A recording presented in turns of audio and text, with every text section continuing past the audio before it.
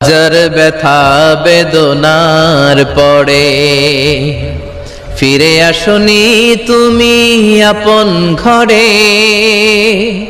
দিনের আলো তুমি ছড়িয়ে দিতে চলে গেলে মদিনায় মক্কা ছেড়ে।